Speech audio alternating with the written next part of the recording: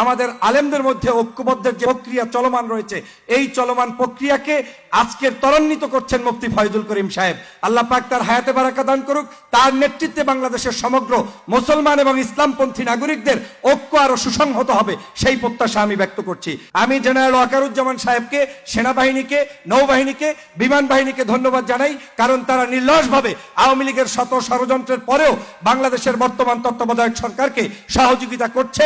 তারা যে সহযোগিতা করছে, এই সহযোগিতাটা আমরা আগামী দিনে সবাই মিলে সম্মিলিতভাবে এই সরকারকে করতে চাই।